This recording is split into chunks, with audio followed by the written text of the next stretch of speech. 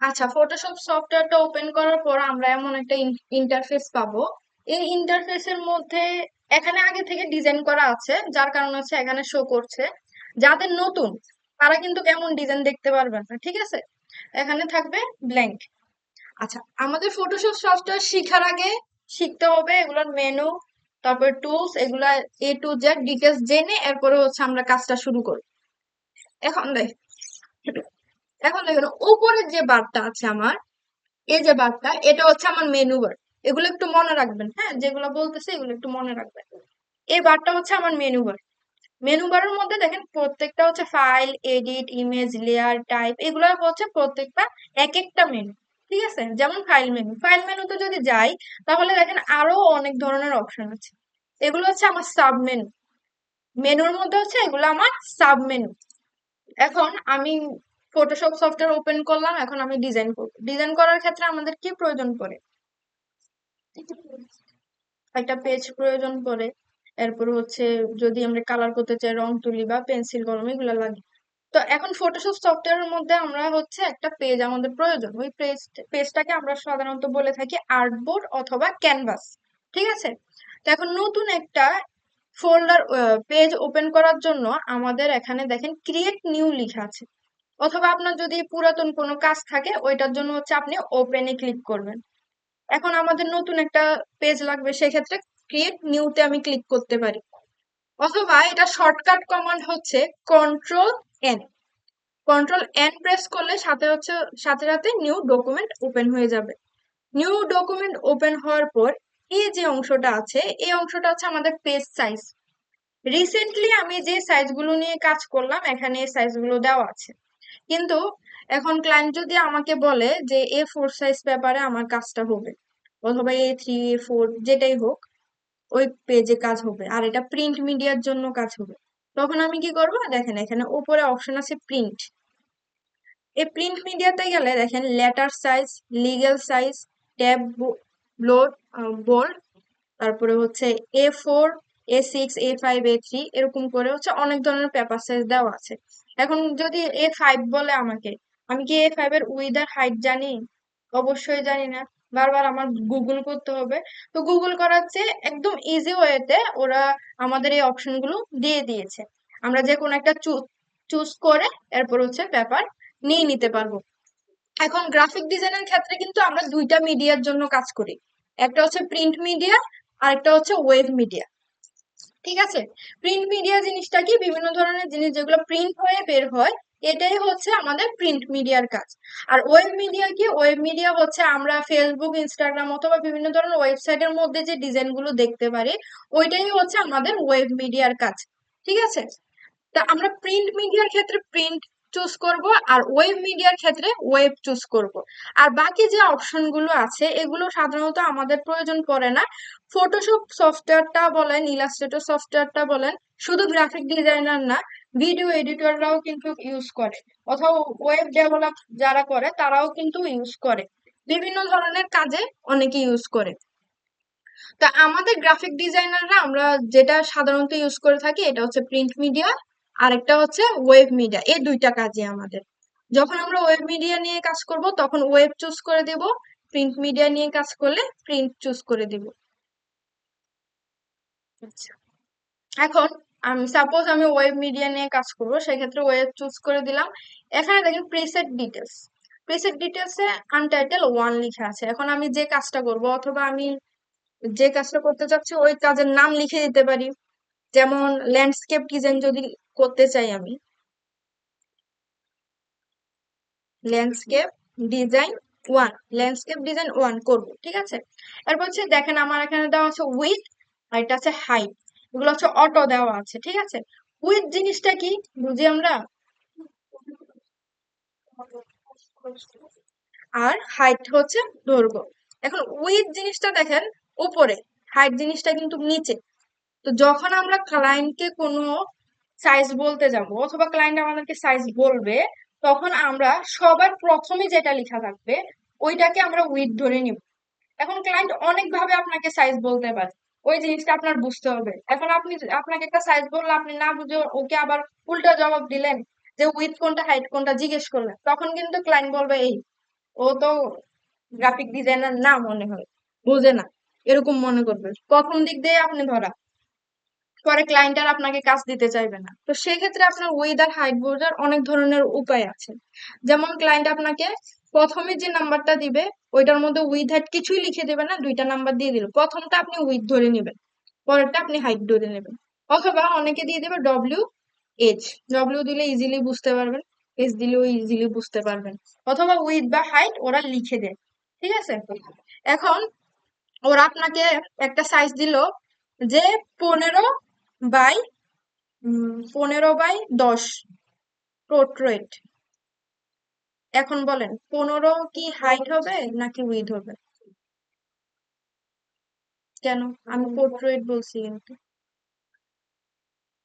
Portrait জিনিসটা হচ্ছে একদম লম্বা লম্বি যেটা, আর ল্যান্ডস্কেপ হচ্ছে এমন। এখন ও আপনাকে সাইজটা উল্টা পাল্টা বলে দিছে, কিন্তু ইনক্লুড করা আছে যে পোর্ট্রেট। তখন কিন্তু আপনার হাইটটাকে নিতে হবে, উইথটাকে নিতে হবে 10, আর হাইটটাকে নিতে হবে 15। বুঝতে পারছেন? তো এভাবে হচ্ছে বুঝার উপায়। আর এখানে দেখেন আমাদের ওরিয়েন্টেশন দেওয়া আছে পোর্ট্রেট অথবা ল্যান্ডস্কেপ। এখন আপনাকে যদি 15 বলে, 15 বললে আপনি 15 লিখলেন, হাইট আপনার 10 বললো আপনি 10 লিখলেন, আগে যেটা বলছো ওইটাই লিখলেন। আপনি অটোমেটিকলি হচ্ছে পোর্ট্রেট অথবা ল্যান্ডস্কেপ আপনি এখান থেকে চুজ করে দিতে পারবেন। এরপর হচ্ছে যে আর্টবোর্ড অপশনটা, ফটোশপে কাজ করার ক্ষেত্রে আর্টবোর্ড অপশনটা সবসময় অফ রাখবেন, এটা কখনো অন রাখবেন না, ঠিক আছে। ইলাস্ট্রেটরে আমরা আর্টবোর্ড নিয়ে কাজ করব, আর ফটোশপে আমরা জাস্ট একটা ক্যানভাস নিয়ে কাজ করব অথবা ডকুমেন্ট নিয়ে। এরপর আসি রেজুলেশন। আচ্ছা, হাইট উইডথ বুঝতে পারছেন ক্লিয়ার ভাবে, কিভাবে বুঝতে পারবেন? সব ক্লিয়ার? ওকে। এরপর আসি রেজুলেশন। রেজুলেশনের ক্ষেত্রে আমরা ওয়েব মিডিয়াতে ইউজ করব 72, আর প্রিন্ট মিডিয়াতে ইউজ করব 300, ঠিক আছে। মনে রাখবেন এটা, রেজুলেশন সবসময় ওয়েব মিডিয়াতে থাকবে 72, আর প্রিন্ট মিডিয়ার ক্ষেত্রে 300। আচ্ছা, আর এখানে হচ্ছে পিক্সেল পার ইঞ্চ। যেহেতু আমরা ওয়েব মিডিয়ার কাজ করব, ওয়েবসাইটের যত ধরনের ডিজাইন আছে এগুলো কিন্তু পিক্সেল দিয়ে তৈরি, ঠিক আছে। তো পিক্সেল পার ইঞ্চ থাকবে এটা সব সময়। আর কালার মোড, এখানে অনেক ধরনের কালার মোড আছে, যেমন bitmap, grey scale, RGB, CMYK, কে ল্যাব কালার। বিটম্যাপ জিনিসটা কি? বিটম্যাপ জিনিসটা হচ্ছে আপনার 100% হচ্ছে ব্ল্যাক আর 100% হোয়াইট, এই দুইটা কালার মিলে হচ্ছে আমার বিটম্যাপ। আর অন্য কোনো কালার থাকবে না, শুধু দুইটা কালার থাকবে বিটম্যাপ। আর গ্রে স্কেল হচ্ছে আমার ব্ল্যাক আর হোয়াইটের মধ্যে যত ধরনের শেড আছে সবগুলো শেড মিলে হচ্ছে আমার গ্রে স্কেল। আর RGBটা হচ্ছে কি? রেড, গ্রিন এন্ড ব্লু, এই তিনটা কালারের কম্বিনেশনে যত ধরনের কালার আমরা পেয়ে থাকি ওইটা হচ্ছে RGB কালার। আর CMYK কালার হচ্ছে সায়ান, ম্যাজেন্ডা, ইয়েলো এন্ড কি ব্ল্যাক, ঠিক আছে। এই চারটা কালার কম্বিনেশন হচ্ছে আমরা কাজ করে থাকি। আর ল্যাব কালার হচ্ছে ল্যাবের যে ইমেজ গুলো এডিট করে থাকি, এগুলো আমাদের কাজে প্রয়োজন পড়ে না। আমাদের কাজে দুইটা প্রয়োজন পড়ে, এটা হচ্ছে RGB কালার আর হচ্ছে CMYK কালার। এখন RGB কখন ইউজ করব আর CMYK কখন ইউজ করব? RGB হচ্ছে আমরা ওয়েব মিডিয়ার যে কাজগুলো করব ওই ক্ষেত্রে হচ্ছে আমরা RGB কালারটা ইউজ করব, ঠিক আছে। কেন ইউজ করব? RGB কালারটা হচ্ছে একটু গ্লো গ্লো ইফেক্ট দেয় অথবা লাইট ইফেক্ট দেয়। এখন আমি সিএমওয়াই কালার দিয়ে যদি কাজ করি ওইটা হচ্ছে একটু ডিম কালার দিবে। কারণ প্রিন্ট মিডিয়ার ক্ষেত্রে কিন্তু আমাদের গ্লো ইফেক্ট প্রয়োজন পড়ে না, আমাদের ওয়েব মিডিয়ার ক্ষেত্রে কিন্তু গ্লো ইফেক্টটা প্রয়োজন পড়ে। যেমন আমি ফোন চালাচ্ছি, যদি আমার ডিজাইনটা গ্লো না করে, কালারটা যদি ফুটিয়ে না উঠে, তাহলে কিন্তু আমার দেখতে ভালো লাগবে না। তো সেক্ষেত্রে হচ্ছে আমরা RGB কালারটা ইউজ করে থাকি। আর আমরা যখন প্রিন্ট মিডিয়ার কাজ করব তখন আমরা ইউজ করব কি? CMYK। আচ্ছা, এই দুইটার মধ্যে পার্থক্য আমি পরে দেখাবো। এরপর হচ্ছে এখানে 8 বিট, 16 বিট, 32 বিট, অনেকগুলো বিট আছে, এগুলোর মধ্যে আমরা 8 বিটে রাখবো। 8 বিটে টোটাল আমার আছে 256 দিয়ে 8কে গুণ করলে যতটা কালার হয় ততটাই কালার। তো আমার এতগুলা কালার তো প্রয়োজন নাই, 256কে 8 দিয়ে গুণ করলে আমার অনেকগুলা না কালার কিন্তু হবে। তো আমার 16 বিট তো প্রয়োজন নাই, কারণ আমার কালার যখন আমরা কাজ করব তখন আমার 2-3টা কালার প্রয়োজন পড়ে, এই জন্য আমরা সবসময় এটা 8 বিটে রাখবো, ঠিক আছে। এরপর হচ্ছে ব্যাকগ্রাউন্ড কন্টেন্ট, যেমন হোয়াইট। এখানে আরো অনেক ধরনের অপশন আছে, আমরা সবসময় হোয়াইট রাখবো। ক্যানভাস নেওয়ার পরে হচ্ছে আমাদের যদি অন্য কালার প্রয়োজন পড়ে তখন আমরা অন্য কালার নিব। আপনি চাইলে ব্ল্যাক কালারও চুজ করে দিতে পারেন, আপনার ক্যানভাসটা ব্ল্যাক কালারে আসবে।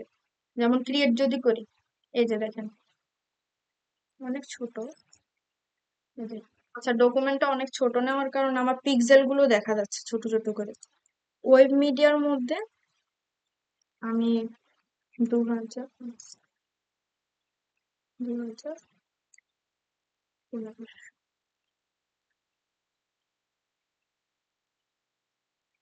এই যে ব্ল্যাক নিলাম, ক্রিয়েট করলাম।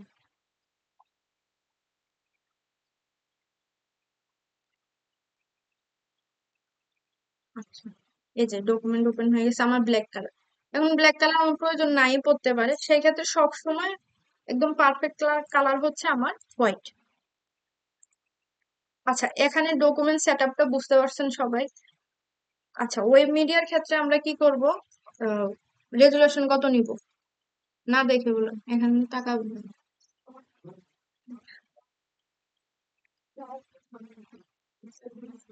72। আর প্রিন্ট মিডিয়ার ক্ষেত্রে রেজুলেশন কত বুঝতে 300।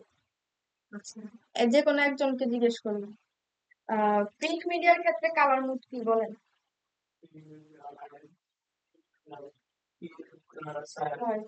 CMYK, ঠিক আছে, এগুলা সবাই মুখস্থ থাকতে হবে, এগুলা যে কোনো মানুষ জিজ্ঞেস করতে পারবে, পারতে হবে কিন্তু। আর ওয়েব মিডিয়ার ক্ষেত্রে বলেন আপনি। কালার মোড, হ্যাঁ। সবই, হ্যাঁ। আশেপাশে আওয়াজ শুনে বলছেন তো। আচ্ছা, ঠিক আছে। 72 রেজুলেশন নিলাম, RGB নিলাম, হোয়াইট কালার নিলাম, 8 বিট, ঠিক আছে, ক্রিয়েট। তা আমার এখানে একটা ডকুমেন্ট ওপেন হয়ে গেল। আচ্ছা, আমার আর্টবোর্ড অপশনটা অন ছিল যার কারণে এখানে আর্টবোর্ড 1 দেখাচ্ছে। আর্টবোর্ড অপশনটা অফ করে ক্রিয়েট করবেন। আচ্ছা, ওপেন করার পর এখন এই যে ইন্টারফেসটা আমি পাচ্ছি, এটা হচ্ছে আমার ফটোশপের মেন ইন্টারফেস। এই ইন্টারফেসটা সম্পর্কে কিন্তু আমার ইন ডিটেলস সব জানতে হবে। এখন হাতের বাম পাশের যে বারটা আছে, এটা হচ্ছে আমার টুলবার। এখানে আমার বিভিন্ন ধরনের টুলস থাকবে, যা যা আমার প্রয়োজন ডিজাইনের ক্ষেত্রে সব ধরনের টুলস এখানে থাকবে। আর হাতের ডান পাশে যে টুলটা আছে, বারটা আছে, এটা হচ্ছে আমার ফ্লোটিং বার, ঠিক আছে। ফ্লোটিং বার কেন, ফ্লোটিং মানে কি ভাসমান না?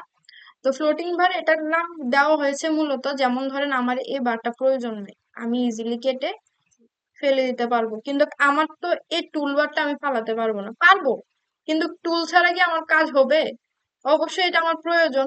এটা আমি ক্রস দিয়ে দিলে কি হবে? আমি তো আনতে পারবো না। আর এখানে যদি এটা নাও থাকে তাহলে আমাদের কোনো সমস্যা নেই। এখন দেখেন উপরে যে বারটা আছে এটাকে কি বলেছিলাম, মেনু বার। আর নিচের যে বারটা আছে এটা হচ্ছে আমার কন্ট্রোল বার। এখন আমি যে টুলস গুলা ইউজ করবো ওই টুলস গুলাকে তো কন্ট্রোল করা লাগবে। কন্ট্রোল করার ক্ষেত্রে উপরের যে এই বারটা আছে, মেনু বারের পরের বারটা, এটাই হচ্ছে আমার কন্ট্রোল বার। এখন দেখেন আমার টুল বার চলে গেছে, তারপরে হচ্ছে ফ্লোটিং বারের মধ্যে লেয়ার প্যালেট চলে গেছে। এখন এগুলাকে আমার ফেরত আনতে হবে। ওইগুলো ফেরত আনার জন্য আমাদের যেতে হবে উইন্ডো মেনুতে। উইন্ডো, হ্যাঁ, উইন্ডো থেকে আমার যেতে হবে একদম নিচে, দেখেন টুলস লিখা আছে, ঠিক আছে, অপশন লিখা আছে, টুলস লিখা আছে। আমি টুলসে ক্লিক করলে আমার টুলস গুলো আবার চলে আসবে। তারপর টুলসটা আমি একদম সাইডে নিয়ে ছেড়ে দিলে অটোমেটিকলি আমার এখানে সেট হয়ে যাবে। এখন আমার লেয়ার প্যালেট প্রয়োজন, সেক্ষেত্রে উইন্ডোতে যাব, গিয়ে এই যে এই যে লেয়ারটা আমি নিয়ে আসলাম। তো ডিজাইনের ক্ষেত্রে আমাদের লেয়ারটা প্রয়োজন পড়ে, লেয়ারটা মোস্ট ইম্পর্টেন্ট, এটা আস্তে আস্তে ক্লাসের মধ্যে বুঝতে পারবেন কেন ইম্পর্টেন্ট। আচ্ছা, এই টুলস গুলো নিয়ে কথা বলি। এখানে আমাদের 11টারও বেশি টুলস আছে, ঠিক আছে। প্রথম 4টা টুলস কে বলা হয় হচ্ছে সিলেকশন টুল, ঠিক আছে। প্রথম 4টা টুলস হচ্ছে আমার সিলেকশন টুল। এরপরের 11টা টুলস হচ্ছে আমার কি বলি, ভুলে গেছি তো। অনেকদিন ক্লাস নেই না, ভুলে গেছি। আচ্ছা, কি বলবো, আচ্ছা মনে নেই, মনে আসলে বলবো, ঠিক আছে। আচ্ছা, প্রথম 4টা হচ্ছে আমার সিলেকশন টুল, হ্যাঁ। আর লাস্টের যে 4টা আছে, লাস্টের 4টাকে বলা হয়েছে শেপ ক্রিয়েশন টুল, ঠিক আছে। হ্যাঁ মনে আসছে, ইমেজ এডিটিং টুল। মাঝের 11টাকে বলা হয় ইমেজ এডিটিং টুল, লাস্টের 4টাকে বলা হয়েছে শেপ ক্রিয়েশন অথবা অবজেক্ট ক্রিয়েশন টুল। আর বাকি যে দুইটা আছে এটা হচ্ছে আমার জুম টুলস আর হচ্ছে আদার্স। এখানে দেখেন এই টুলস গুলার শেষে এখানে থ্রি ডটটাও আছে। এখানে যে কোনো টুলস আমাদের নাই থাকতে পারে। যদি আমাদের এখানে টুলস না থাকে সেই ক্ষেত্রে আমরা থ্রি ডটে যাব, গিয়ে এডিট টুলবার। আমার সবগুলো টুলস আছে যার কারণ হচ্ছে আমার এখানে দেখা যাচ্ছে না। ঠিক আছে, যদি না থাকে এখানে বাকি অপশন গুলো থাকবে, আপনারা চাইলে ধরে টুলবারে রেখে দিতে পারেন। এরপরে এখানে দেখেন দুইটা কালার দেওয়া আছে না, আমার ব্ল্যাক আর হোয়াইট। উপরের যে কালারটা আছে এটাকে বলা হয়েছে ফরগ্রাউন্ড কালার, আর নিচেরটা হচ্ছে আমার ব্যাকগ্রাউন্ড কালার। ঠিক আছে, ফরগ্রাউন্ড কালারে যেটা থাকবে এটাই কিন্তু আমি অ্যাপ্লাই করতে পারবো, ব্যাকগ্রাউন্ডটা কিন্তু অ্যাপ্লাই করতে পারবো না। কখন করতে পারবো না? যখন আমরা ব্রাশ টুল নিয়ে কাজ করব। ঠিক আছে, এটা মাথায় রাখবেন। অনেক ক্ষেত্রে কি হয়, আমার ব্যাকগ্রাউন্ডে কালারটা আমি চুজ করে দিলাম যে আমার অরেঞ্জ লাগবে, ব্রাশ টুল দিয়ে ঘষছি কিন্তু আমার ব্ল্যাকই আসছে, অরেঞ্জ আসছে না। কেন আসছে না? কারণ এটা আমার ব্যাকগ্রাউন্ডে পড়ে আছে, যার কারণে। তো এটাকে উপরে উঠানোর ওয়ে কি, এখানে দেখেন ছোট একটা অ্যারো আছে, এই অ্যারোতে যদি আমি ক্লিক করি তাহলে অটোমেটিকলি আমার এটা উপরে চলে আসবে, রিভার্স হয়ে যাবে। ঠিক আছে, এখন আমি দুইটা কালার সেট করলাম। এখন আমার প্রয়োজন কি, আমার ব্ল্যাক এন্ড হোয়াইট প্রয়োজন। তখন আমি কি করতে পারি, একদম দেখেন ছোট করে আরেকটা কালার প্যালেট দেওয়া আছে, এখানে যদি ক্লিক করে অটোমেটিকলি আবার ব্ল্যাক এন্ড হোয়াইট হয়ে যাবে, তখন আমার আবার সিলেক্ট করে দেওয়া লাগবে না। কে মাউস চালাইতেছে? ক্লাসের দিকে মনোযোগ দেন, এরপরে চালাই দিব সবাইকে। আচ্ছা, বুঝতে পারছেন তো এই অপশন গুলো? এখন প্রথম চারটা টুলস শিখবো আমরা। সবগুলা টুলস শেখা সম্ভব না, প্রথম চারটা টুলস এর মধ্যে কয়েকটা টুলস দেখাই দেবো, এরপর আপনারা প্র্যাকটিস করবেন। ঠিক আছে, এসে প্রথম যে টুলটা আছে এটা হচ্ছে আমাদের মুভ টুল। ঠিক আছে, বিভিন্ন জিনিস মুভ করার ক্ষেত্রে হচ্ছে আমরা মুভ টুলটা ইউজ করব। এরপরের টুলটা হচ্ছে আমাদের মার্কিউ টুল। মার্কিউ টুলের মধ্যে আরো অনেকগুলো অপশন আছে, যেমন রেক্টেঙ্গুলার মার্কিউ টুল, ইলিপস্টিক্যাল মার্কিউ টুল, সিঙ্গেল রো মার্কিউ টুল, সিঙ্গেল কলাম মার্কিউ টুল। রেক্টেঙ্গুলার মার্কিউ টুল, রেক্টেঙ্গুলার নাম বুঝে দেখে বুঝতে পারছেন রেক্টেঙ্গুলার শেপ দিবে। যখন মার্কি টুলটা নিবেন, নিয়ে সিলেক্ট করবেন, আপনার এখানে হচ্ছে বিভিন্ন ধরনের সিলেকশন তৈরি হয়ে যাবে। এখন আমরা যখন একটা আর্ট করতে যাই তখন আমাদের একটা বাড়ি বানাতে গেলে, যেমন একটা বাড়ি বানাতে গেলে আমাদের আগে একটা স্কোয়ার লাগে। এই যে স্কোয়ারটা দিলাম, দেওয়ার পর এই স্কোয়ারের মধ্যে আমার কালার অ্যাপ্লাই করতে হবে না? তো কালার অ্যাপ্লাই করার ক্ষেত্রে আমরা সবার আগে হচ্ছে একটা লেয়ার নিয়ে নিব। প্রত্যেকটা অবজেক্ট, যেমন একটা ফোঁটা দিলেও একটা লেয়ার নিতে হবে, একটা ফোঁটার জন্য একটা লেয়ার। কখনো লেয়ার মিস করবেন না আপনারা। যেমন দেখেন এখানে যে প্লাস অপশনটা আছে, এখানে যখন ক্লিক করবেন অটোমেটিকলি আপনার আরেকটা লেয়ার চলে আসবে। ঠিক আছে, এই লেয়ারটা চলে আসলো। আমি এখানে একটা রেক্টাঙ্গুলার শেপ আঁকলাম, আঁকার পর আমি কালার অ্যাপ্লাই করতে চাচ্ছি। এখন আমার ফরগ্রাউন্ডে যে কালারটা আছে আমি চাচ্ছি যে ব্ল্যাক কালারটা অ্যাপ্লাই হবে। অল্টার ব্যাক স্পেসে ক্লিক করব, অল্টার অল্টার প্রেস করে ব্যাক স্পেসে। ঠিক আছে, এখন দেখেন আমার কালার অ্যাপ্লাই হয়ে গেছে। এখন এই যে সিলেকশনটা আছে আমার, এটা আমার রিমুভ করতে হবে না? ওইটা রিমুভ করার জন্য আমাকে ডিসিলেক্ট করতে হবে। ঠিক আছে, ডিসিলেক্ট করার শর্টকাট কমন হচ্ছে কন্ট্রোল ডি। এবার এখানে একটু তাকান যে আপনার প্র্যাকটিসের ক্ষেত্রে ডকুমেন্ট সেটআপটা কিভাবে করবেন এটা দেখেন। যখন প্র্যাকটিস করবেন তখন প্রিন্ট মিডিয়া যাবেন, গিয়ে হচ্ছে এখানে ক্লাস 1 হলে ক্লাস 1 লিখে ফেলবেন, ক্লাস 1 হোমওয়ার্ক দিলে ক্লাস 1 হোমওয়ার্ক লিখে ফেলবেন। এরপর উইথ দিবেন 7 আর হাইট দিবেন 5, 7/5 দিয়ে কাজ করবেন। ইঞ্চ থাকবে এখানে, রেজুলেশন 300 যেহেতু প্রিন্ট মিডিয়া। আর এখানে সিএমওয়াই না দিয়ে আরজিবি থাকুক, যেহেতু আপনি আমাকে ফোনের মাধ্যমে দিবেন কাজটা, আরজিবি থাকুক, ওইটা চেঞ্জ করা লাগবে না। এরপর হচ্ছে ক্রিয়েট। এরকম ফাইল ওপেন করার পর এটার মধ্যে আমরা হোমওয়ার্ক যা করার আছে এই রেশিওতে করব। ঠিক আছে, সবাই সেট করেন, কন্ট্রোল এন। ঠিক আছে, নতুন ডকুমেন্ট ওপেন করার জন্য। হুম, কন্ট্রোল এন দেওয়ার পর আপনি উইডে দিবেন 7, হাইটে দিবেন 5। প্রিন্ট মিডিয়া আগে চুজ করে নেন, উপরে প্রিন্ট লিখে আছে দেখেন। এবার 7 দেন, 5 দেন, প্রিন্ট উইথ 7, 5। না না, এগুলো চেঞ্জ করা লাগবে না। ক্রিয়েট দিয়ে দেন। হ্যাঁ Then you open last. হ্যাঁ, নিউ ডকুমেন্ট অথবা ক্যানভাস আর কি, নিউ ডকুমেন্ট। Document office হবে এগুলো। হ্যাঁ এটাতে দাও। আচ্ছা, মার্কিউ টুল নিয়ে কথা বলতেছিলাম। রেক্টাঙ্গুলার মার্কিউ টুল, এখন রেক্টাঙ্গুলার একটা শেপ তৈরি করব, এখানে একটা ক্লিক করলাম, ক্লিক করে ড্রাগ করলাম, ক্লিক করে ড্রাগ করার পর এখানে সিলেকশন হলো, এখানে আমি একটা কালার অ্যাপ্লাই করে দেই, অল্টার ব্যাকস্পেস, ঠিক আছে, ফরগ্রাউন্ডে যে কালারটা থাকবে ওইটা শর্টকাট কমান্ড, অল্টার ব্যাকস্পেস। এখন এই যে সিলেকশনটা আছে এটাকে ডিসিলেক্ট করব কিভাবে, কন্ট্রোল ডি। এখন ইলিপসিক্যাল মার্কিউ টুল দিয়ে আমি একটা ইলিপস শেপ আঁকলাম, ঠিক আছে।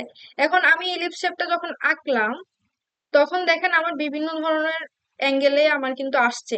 এখন আমি চাচ্ছি একদম পারফেক্ট সার্কেল হবে, ঠিক আছে। পারফেক্ট সার্কেলের জন্য হচ্ছে আমরা শিফট প্রেস করব। অনেকের কম্পিউটারে হতে পারে শিফট ছাড়া পারফেক্ট চলে আসে, কিন্তু একটু অ্যাঙ্গেলটা যদি চেঞ্জ করতে চায় সেক্ষেত্রে শিফট প্রেস করবেন, মানে উল্টাটা, ঠিক আছে, অনেকের ক্ষেত্রে উল্টাটা হতে পারে। তো শিফট প্রেস করলে একদম পারফেক্ট সার্কেল হবে। তখন আমি একটা সার্কেল তৈরি করলাম, করে আমি এখানে দিতে চাচ্ছি রেড।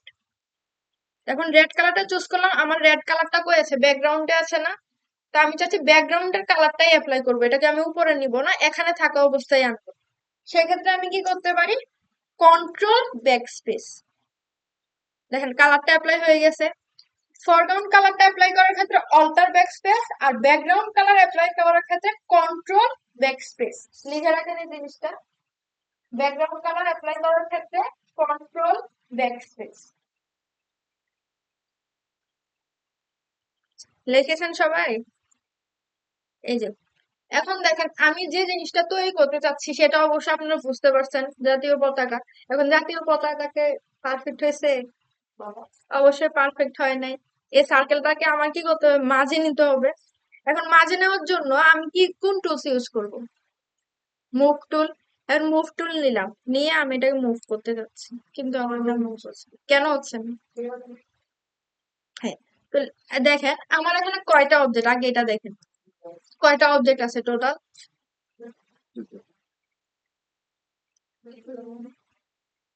কয়টা আছে, হ্যাঁ তিনটা।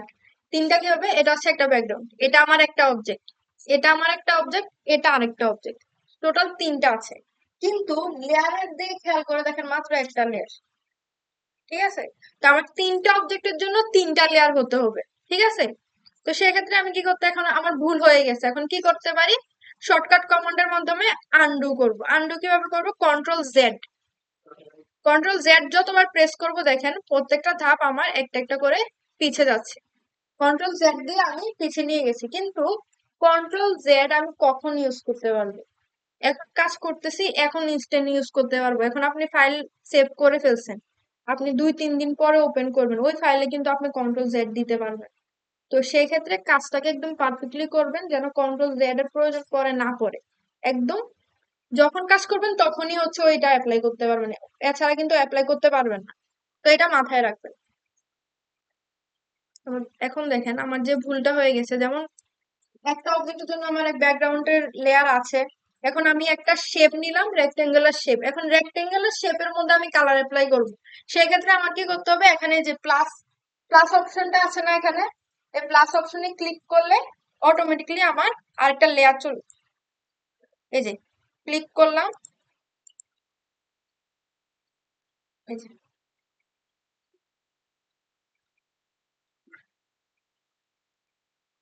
এই যে প্লাস অপশনে ক্লিক করলাম, আমার লেয়ার 1 চলে আসছে। লেয়ার 1 এর মধ্যে গিয়ে হচ্ছে আমি আমার কালারটা অ্যাপ্লাই করব, অল্টার ব্যাকস্পেস, ডি সিলেক্ট করার জন্য কন্ট্রোল ডি। এরপর আরো একটা লেয়ার নিব, নেওয়ার পর হচ্ছে ইলিপস টুল দিয়ে আমি একটা শেপ তৈরি করব, করে কি কমান্ড দিব বলেন তো, এখন ব্যাকগ্রাউন্ড কালার অ্যাপ্লাই করার জন্য রেড কালারটা অ্যাপ্লাই করব, সেক্ষেত্রে কন্ট্রোল ব্যাকস্পেস, কন্ট্রোল ডি। এখন গিয়ে হচ্ছে মুভ টুল দিয়ে আমি আমার ইচ্ছা মতো আমি মুভ করে নিতে পারছি, কারণ আমার এখানে তিনটা লেয়ার, প্রত্যেকটা অবজেক্টের জন্য আলাদা আলাদা একটা লেয়ার আছে। যদি আমরা একটা লেয়ারে সব কাজ করে ফেলি, পরবর্তী সময় যদি ক্লায়েন্ট কোনো কারণে বলে যে এই শেপটা এখানে না হয়ে ওই জায়গায় হবে বা এটা মুভ করা লাগবে, তখন কিন্তু আপনারা আটকায় যাবেন, পরে আবার প্রথম থেকে আপনাদের কাজটা করতে হবে। তো লেয়ার নেওয়াটা এতটা ইম্পর্টেন্ট যে আপনি একটা ছোট একটা ফোঁটা দিবেন, এটাও আপনার লেয়ার নিতে হবে। তো আপনারা যখন কাজ করবেন বেশিরভাগ ক্ষেত্রে আপনাদের এটা হবে, আপনারা লেয়ার নিতে ভুলে যাবেন, কিন্তু এটা প্র্যাকটিস করতে করতে ঠিক হয়ে যাবে, বুঝতে পারছেন? আচ্ছা, এই দুইটা টুলস প্র্যাকটিস করবেন সবাই, নাকি আরো টুলস দেখাবো? 5 মিনিট প্র্যাকটিস। আচ্ছা, সবাই বুঝতে পারছেন এই দুইটা টুলস?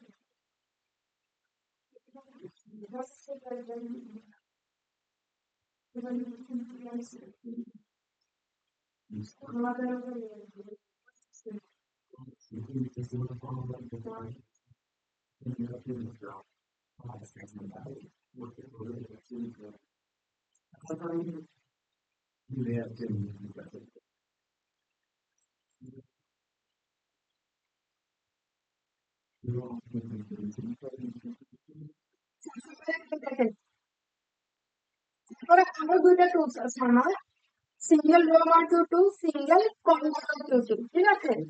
তো সিঙ্গেল রো মার্কিউ টুল আর সিঙ্গেল কর্নার মার্কিউ টুল সাধারণত প্রয়োজন পড়ে না। যেমন সিঙ্গেল রো মার্কিউ টুল যদি নেই, নিয়ে একটা ক্লিক করলাম, ক্লিক করাটা এখানে একদম ছোট চিকন একটা লাইন তৈরি হয়ে গেছে না? যদি আমি কালার অ্যাপ্লাই করি, নতুন একটা লেয়ার নেই, লেয়ার নিয়ে কন্ট্রোল অল্টার, হ্যাঁ হ্যাঁ, প্রত্যেকটার জন্য নিতে হবে। যখন নিলাম, কালার অ্যাপ্লাই করলাম, একদম চিকন একটা লাইন চলে আসছে। এই লাইনটা হচ্ছে আমার 1 পিক্সেল পরিমাণ। যদি আমি জুম করি, এই যে এটা হচ্ছে আমার 1 পিক্সেল পরিমাণ লাইন। এই লাইনটা সাধারণত আমাদের প্রয়োজন পড়ে না, এরপরেও ওরা দিয়ে রেখেছে, এই টুলসের কোনো কাজ হয় না। সেম সিঙ্গেল মাল্টিপ্ল টুলেরও সেম জিনিসটা, যদি আমাদের ইন ফিউচার কোনো কাজ পড়ে তখন কাজ করতে পারছি, সাধারণত লাগে না, বুঝতে পারছেন? এখন দেখেন, আমি যখন জুমটা করলাম, এটা কিভাবে করবো? জুম অনেক ভাবে করা যায়। আমি যেভাবে করলাম, অল্টার প্রেস করবেন, করে মাউসের যে স্ক্রোলটা আছে, স্ক্রোলারটা স্ক্রোল করবেন। স্ক্রল করলে অটোমেটিকলি হচ্ছে আপনি জুম ইন জুম আউট করতে পারবেন, ঠিক আছে? আরেকটা উপায় আছে আমাদের, সেটা হচ্ছে আমাদের ভিউ মেনুতে যাবেন। ভিউ মেনুতে গেলে আমার এখানে জুম ইন জুম আউট দেওয়া আছে। আপনি জুম ইনে ক্লিক করবেন, জুম হবে, আবার ক্লিক করবেন, জুম হবে। এটা একটু বেশি অপশন, অপশনে যাও, ক্লিক করো, এর চেয়ে ভালো হচ্ছে শর্টকাট কমান্ড ইউজ করা। অথবা আরেকটা কমান্ড আছে, সেটা হচ্ছে কন্ট্রোল প্লাস। কন্ট্রোল প্লাসে ক্লিক করলে জুম ইন হবে, মাইনাসে ক্লিক করলে জুম আউট হবে, ঠিক আছে? যেটা আমাদের পছন্দ, তিনটা ওয়ে আছে, তিনটা ওয়ের মধ্যে যেটা পছন্দ ওইটা দিয়ে আপনি জুম ইন জুম আউট করতে পারেন।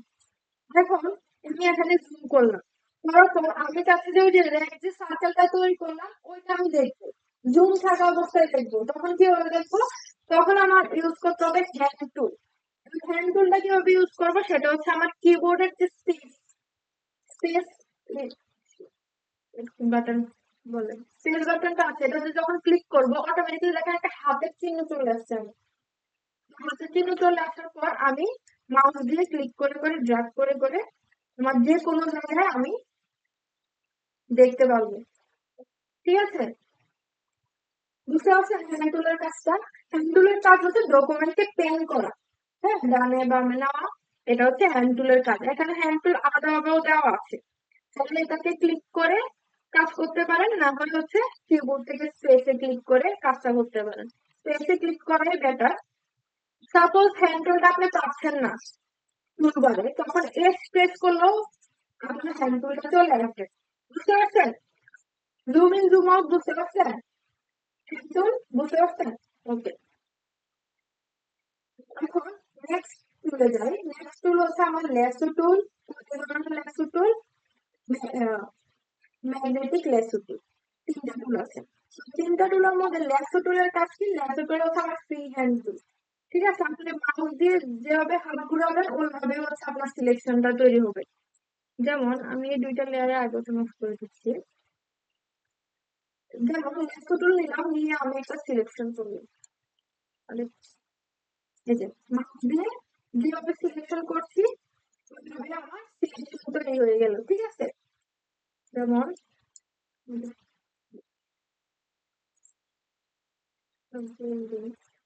এখন দেখেন আমি যে জায়গায় শুরু করলাম ওই জায়গায় কিন্তু শেষ করলাম। ঠিক আছে, কেন শেষ করলাম? আমি যদি ওই জায়গাতে শেষ না করি সেক্ষেত্রে কি হবে জিনিসটা? যেমন আমি এরকম আঁকলাম, একে ছেড়ে দিলাম, তখন দেখেন একটা লাইন ক্রিয়েট হয়ে যাবে। ঠিক আছে, যদি যেখানে শুরু করছি ওইখানে যদি শেষ না করি তাহলে একটা লাইন ক্রিয়েট হয়ে যাবে। এখন আমার যদি প্রয়োজন পড়ে যে না আমি লাইন ক্রিয়েট করবো, সেক্ষেত্রে আপনি ছেড়ে দিতে পারেন। কিন্তু আপনার যদি লাইন ক্রিয়েট করতে প্রয়োজন না হয় সেক্ষেত্রে যেখানে শুরু করবেন ওইখানে গিয়ে চেষ্টা করবেন। এরপরে হচ্ছে কালার অ্যাপ্লাই করবেন, সিম্পলি যেগুলো আগে করলেন আর কি।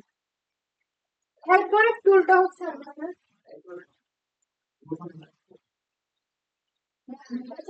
লেন্স টুল হচ্ছে ফ্রি হ্যান্ড। আপনি যেভাবে আপনার হাত ঘুরাবেন ওইভাবে হবে। আপনি হাত একদম তাড়াতাড়ি সার্কেল ঘুরাতে পারেন, করতে পারেন, কিন্তু আপনার তো এই স্কিল আছেই, তো আপনার তো এত কষ্ট করা লাগবে না। এরপর আছে আমার পলিগনাল লেসো টুল। পলিগনাল লেসো টুলের কাজ কি? আমার হচ্ছে একদম স্ট্রেট লাইন তৈরি করা। ঠিক আছে, এখন আমি দেখেন এখানে আমার টুলস আছে রেক্টাঙ্গুলার টুল, ইলেকট্রিক্যাল টুল। এই দুইটা দিয়ে কিন্তু আমি রেক্টাঙ্গুলার শেপ অথবা স্কোয়ার তৈরি করতে পারছি অথবা সার্কেল তৈরি করতে পারছি।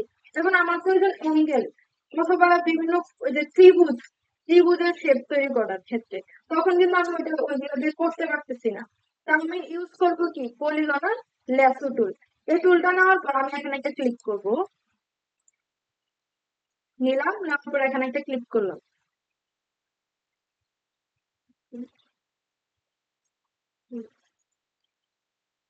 এই যে ক্লিক করার পর দেখেন এখানে একটা লাইন তৈরি হয়ে গেছে না? এখন আমার লাইনটা যে দিকে প্রয়োজন ওইখানে আমার আরেকটা ক্লিক করতে হবে। এখানে একটা ক্লিক করলাম, এখানে একটা ক্লিক করলাম, এখানে একটা ক্লিক করলাম, এখানে একটা ক্লিক করলাম।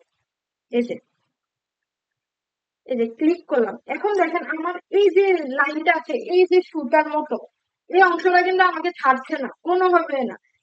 আমি যদি অন্য টুলসে যেতে চাই, সাপোজ আমি এই টুলসে যাব, দেখেন আমাকে কোনোভাবে কিন্তু এটা ছাড়বে না। কেন ছাড়বে না? আমার হচ্ছে যেখানে আমি শেষ করেছি, শুরু করেছি সেখানে আমাকে শেষ করতে হবে, না হয় এটা ছাড়া ইম্পসিবল। ঠিক আছে,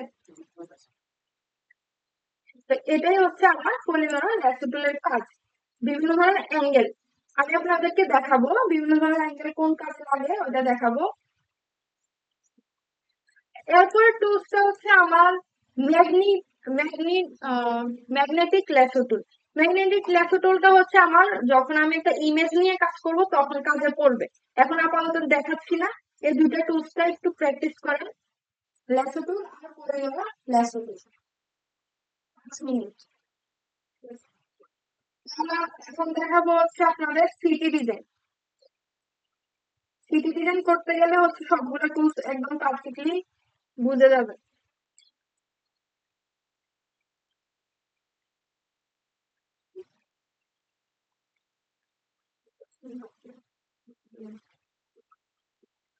সিটি ডিজাইন ভেক্টর লিখে সার্চ করবেন, না আমার সিটি ডিজাইন লিখলে তো ইমেজ চলে আসবে। এই যে দেখেন এখানে যে ডিজাইন গুলো আছে, এখন যে টুলস গুলো শিখিয়েছি এই টুলস গুলো দিয়ে এই ডিজাইন গুলো আপনারা করতে পারবেন ইজিলি। এই যে এই ডিজাইন গুলো করতে পারবেন না? তো লাগবে।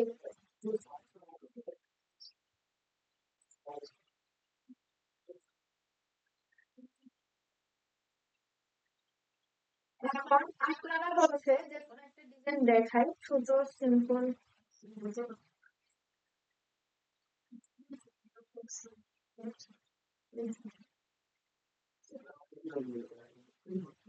কয়েকদিন লাগবে না, 1-2 ঘন্টা দিলে হবে, একটা তৈরি হয়ে যাবে একদম নতুন হিসেবে, 1-2 ঘন্টা লাগবেই।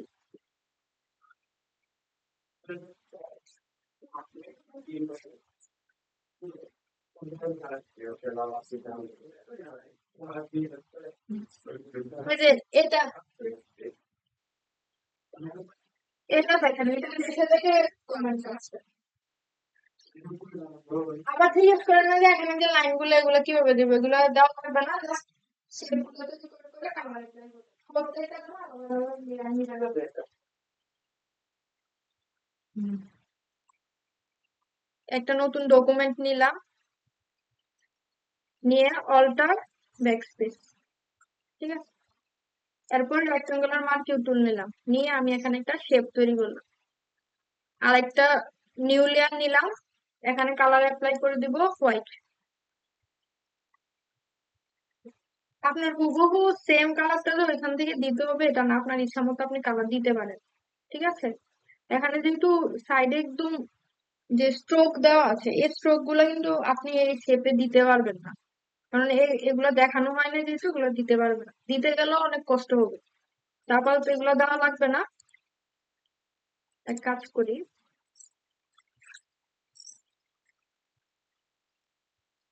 হোয়াইটের মধ্যে কাজ করে একটা শেপ নিলাম, একটা লেয়ার নিলাম, বিল্ডিং এর কালার দিয়ে দিলাম, এই কালারটা, ঠিক আছে। এখন উইন্ডো তৈরি করতে হবে। উইন্ডো তৈরির ক্ষেত্রে আমি আরেকটা সিলেকশন টুল দিয়ে সিলেক্ট করব, যেমন এমন একটা উইন্ডো দিতে যাচ্ছি। আরেকটা লেয়ার নিলাম, লেয়ার নিয়ে হোয়াইট কালারটা অ্যাপ্লাই করে দিব, কন্ট্রোল দিব। এখন দেখেন উইন্ডো যে তৈরি করবো, উইন্ডো অনেকগুলো লাগবে না। এখন কি প্রত্যেকটা রেক্টেঙ্গুলার মার্কিং টুল দিয়ে বারবার বারবার তৈরি করবেন? সেটা একটু কষ্ট হয়ে যাচ্ছে না? তো সেই ক্ষেত্রে কি করতে পারেন, একটা তৈরি করার পর একটাকে আপনি কপি করতে পারেন। কিভাবে কপি করবেন? এই যে শেপটা আছে, এই শেপের উপরে যে মাউসের কার্সরটা আছে এটা রাখবেন, রেখে অল্টার প্রেস করবেন। অল্টার প্রেস করলে দেখেন কার্সরটা দুইটা কালার হয়ে গেছে, দুইটা হয়ে গেছে না? দুইটা হওয়ার পর ক্লিক করে ড্র্যাগ করবেন, ক্লিক করে ড্র্যাগ করে নিবেন। ড্র্যাগ করে নিলে হচ্ছে আপনার দুইটা উইন্ডো হয়ে গেছে, ঠিক আছে। এখন এই দুইটাকে একসাথে সিলেক্ট করবেন। এই দুইটাকে একসাথে কিভাবে সিলেক্ট করবেন, প্রথমটা ক্লিক করবেন, সিলেক্ট করা আছে, পরেরটা আপনি শিফট প্রেস করে ক্লিক করবেন, ঠিক আছে। শিফট প্রেস করে ক্লিক করবেন। এই যে শিফট প্রেস করে ক্লিক করার পর দেখেন আমার দুইটা লেয়ার কিন্তু সিলেক্ট হয়ে আছে। এখন আবার অল্টার প্রেস করে নিচের দিকে ড্রাগ,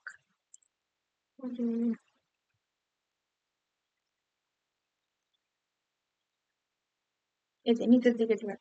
তো চাইলে চারটা একসাথে সিলেক্ট করে অল্টার প্রেস করে নিচের দিকে ড্রাগ, এখন করে করতে পারবেন। বুঝতে পারছেন আমাদের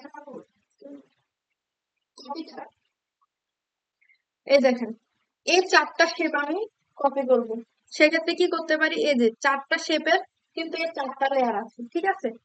নিচের লেয়ারটা আমার সিলেক্ট করা আছে, একদম সবার উপরের লেয়ারটা আমি সিলেক্ট করবো। সেক্ষেত্রে কি করতে পারি, শিফট প্রেস করে উপরের লেয়ারটাকে ক্লিক করতে পারি, ঠিক আছে। ক্লিক করার সাথে সাথে সবগুলো লেয়ার সিলেক্ট হয়ে গেছে না আমার?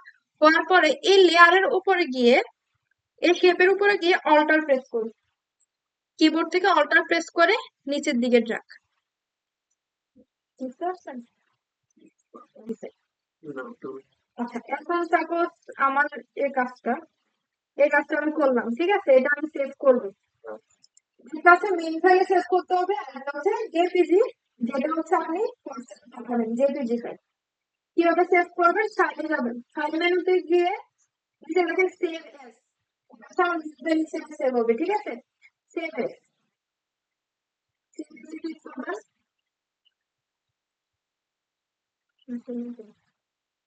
এই যে সেভ এসে ক্লিক করে আমি আপাতত ডেস্কটপে সেভ করছি।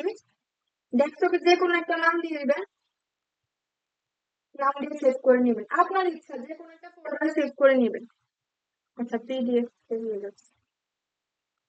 ফাইল, ফাইল থেকে সেভ এস থেকে দেখেন এখানে আমার পিডিএফ চুজ করা, আপনি দেখবেন পিএসডি দেওয়া আছে কিনা। পিএসডি থাকলে একবার হচ্ছে আপনি সেভ করে ফেলতে পারবেন, ক্লাস 1 সেভ, ওকে। এটা হচ্ছে আমার মেইন ফাইল, এটা আপনার পিসিতে থাকবে। এটা আপনি পরবর্তী সময় এটা ওপেন করে আমি এডিট করতে পারবেন। আমি মনে করেন আমি দেখতে বসলাম না, পিসিতে পাবো না, না, পিসিতে আপনি সবসময় এটাকে বসতে হবে। কারণ আপনি এই কাজটাই যদি করতে চান তাহলে এটাতে বসতে হবে। আপনি অন্য নতুন কাজ তো পাবেনই, নতুন কাজের ক্ষেত্রে মানে ঠিক আমার কিন্তু এগুলো সেভ হয়ে যাচ্ছে। আচ্ছা, এরপর হচ্ছে এক্সপোর্ট। জেপিজির জন্য ফাইল ফাইল থেকে যাবেন এক্সপোর্ট, এক্সপোর্ট থেকে যাবেন হচ্ছে এক্সপোর্ট এস। এক্সপোর্ট এসে গেলে দেখেন এখানে ফরম্যাটের মধ্যে দেওয়া আছে পিএনজি, আপনি এখানে চুজ করে দিবেন হচ্ছে জেপিজি। জেপিজি চুজ করে কোয়ালিটি দিয়ে দিবেন হাই, হাই কোয়ালিটি দিয়ে আর কোনো কিছু চেঞ্জ করা লাগবে না, এখানে এক্সপোর্টে ক্লিক করে দিবেন। বুঝতে পারছেন? তারপর এখানে ক্লাস ওয়ান সেভ, তারপরে আমরা ডেস্কটপে সেভ করেছিলাম, এই যে ক্লাস ওয়ান ডেস্কটপ, এই যে ইমেজটা এখানে চলে আসছে। এই ইমেজটাই হচ্ছে আপনারা হোয়াটসঅ্যাপ গ্রুপে দিবেন, ঠিক আছে? বুঝতে পারছেন তো? সেভ করা সবাই সেভ করে, জেপিজি ফরম্যাটে সেভ করে, পিএনজি ফরম্যাটেও সেভ করে।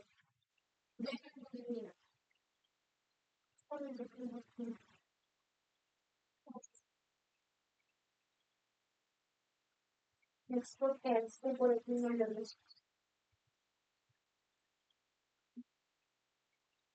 এটা কি হচ্ছে? দেখছি কোয়ালিটি হাই উপরে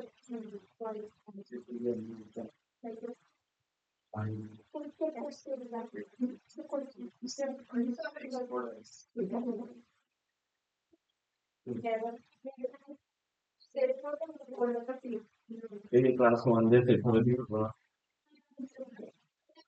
ডেস্কটপে আপনার নাম দিয়ে কাজ করলে ওই ফোল্ডারে সব কাজ ফোল্ডার আছে। আছে, আপনি আমার ফোল্ডারে রেখে দেন, আমি ইজিলি আমি পাবো।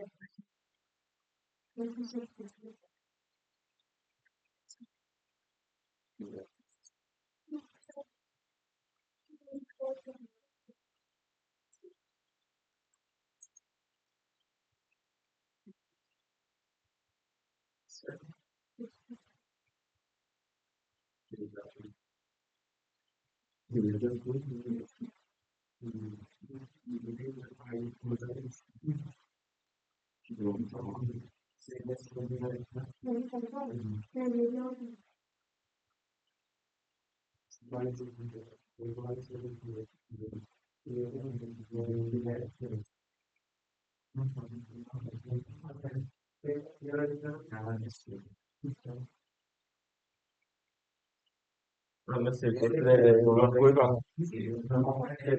আমি এটা করি না।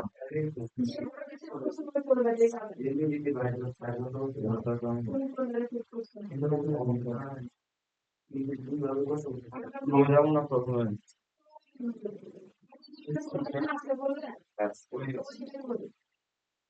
বুঝলেন না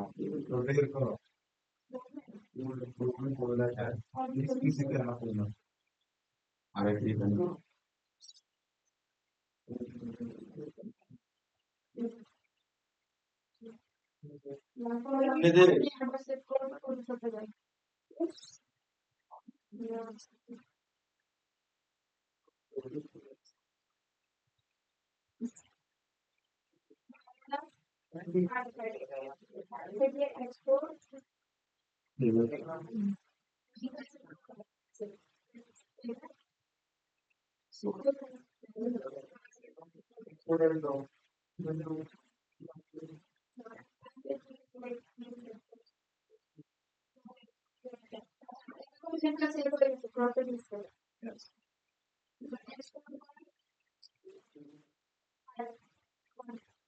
I need to do that. I did it.